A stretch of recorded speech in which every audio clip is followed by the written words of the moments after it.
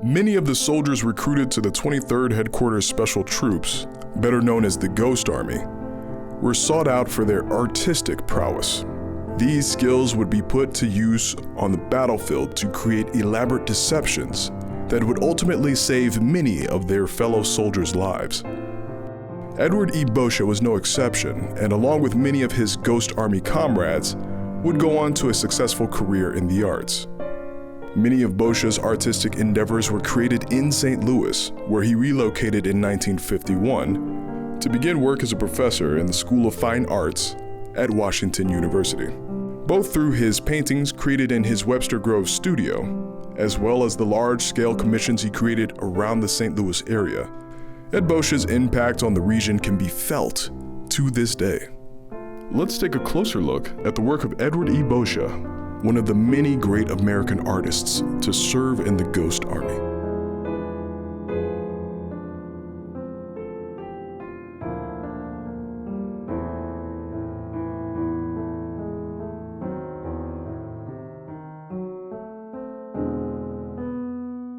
Yes, that's a self-portrait my father painted in 1945 at the end of World War II. He had spent his time in the Ghost Army overseas in Europe and had returned to the United States in July of 1945 in order to get married. He was on leave. My parents got married on Bastille Day in July of 1945. And then after that, after a short honeymoon on Nantucket, he was prepared to be shipped off to Japan to continue the war. But then we all know what happened there, and so he was not deployed and he could stay in the United States, and then the war ended. So this painting commemorates basically the end of his involvement in World War II and in the Ghost Army.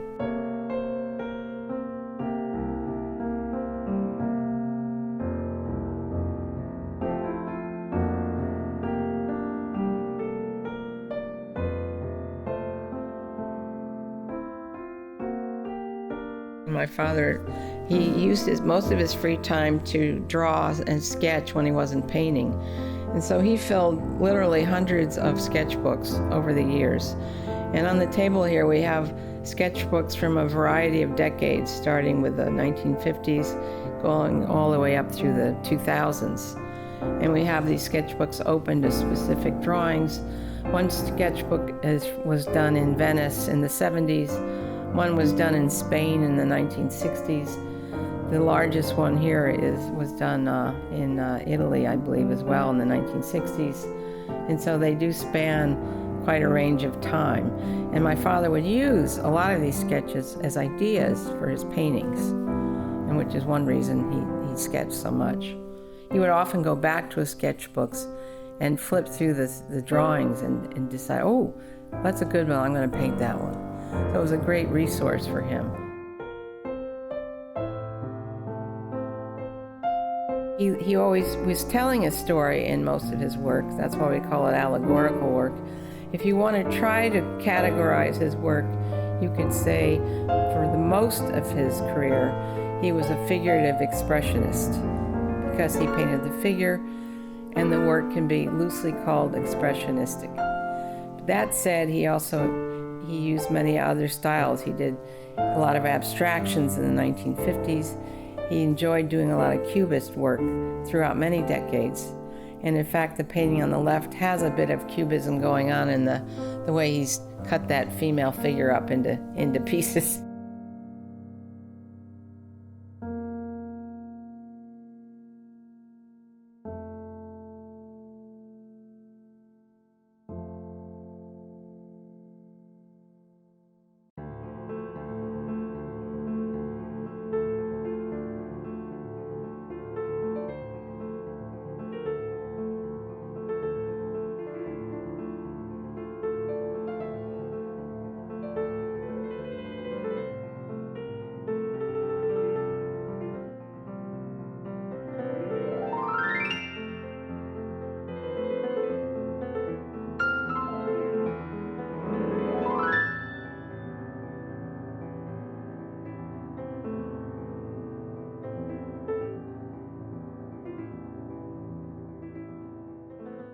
Hi, my name is Father Gary Brown.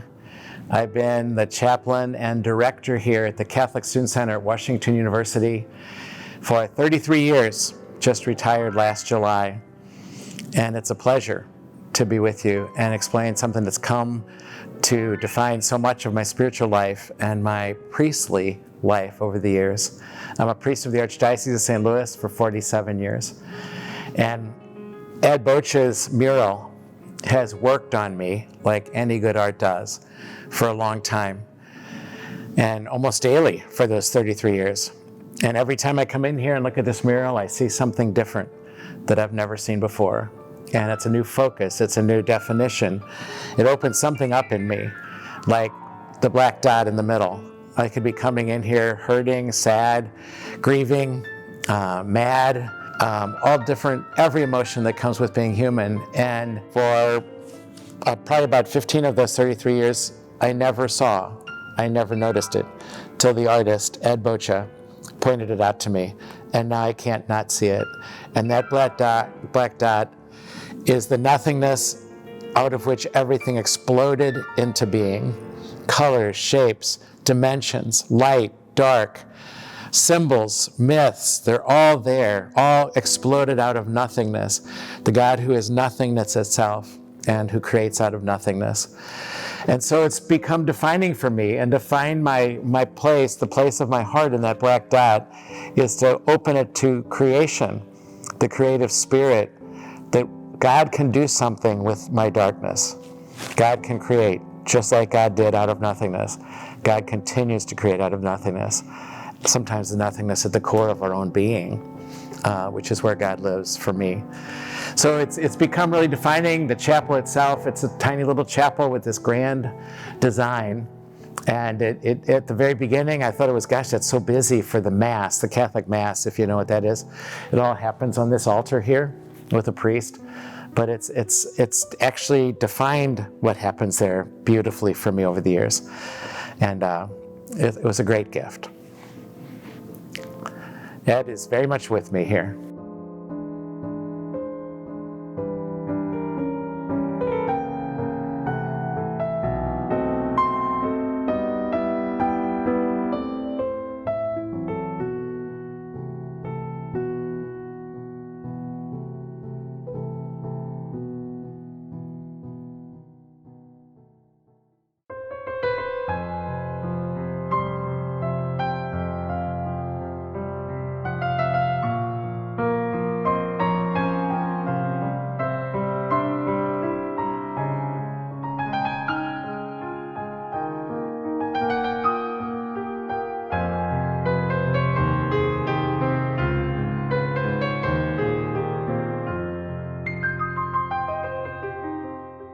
Hi, I'm Gary Codner.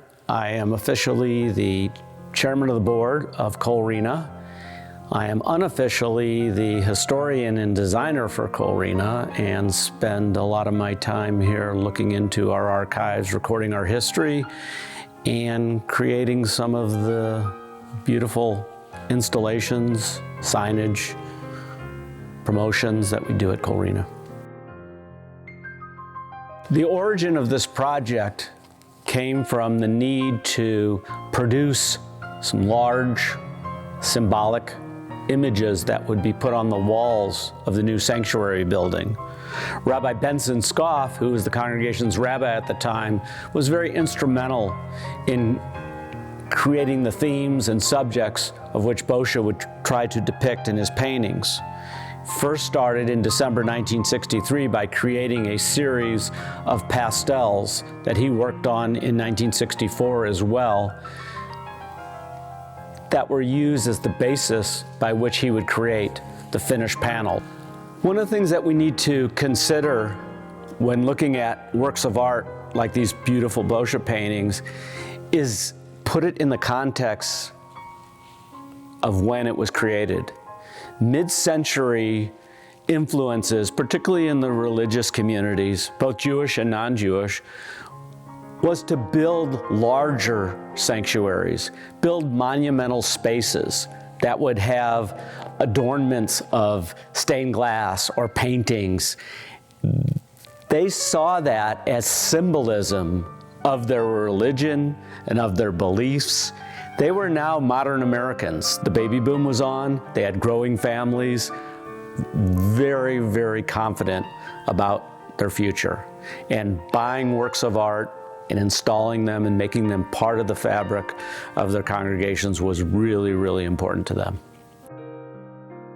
Edward Boccia represents a time, again, in mid-century America, where Expressionism, particularly in the tradition of Max Beckmann in St. Louis, because of Morton May's great Beckmann collection, that was becoming very well known and popularized in this region. And I think that also Boccia was starting to do a lot of pieces that were representational of religious motifs. And that's something that could translate, whether it's Christianity or Judaism. And particularly his work had that iconic feel to it, those beautiful, soft pastel colors and symbols that were almost idealistic in nature. And I think, again, that was the attitude of people at that time.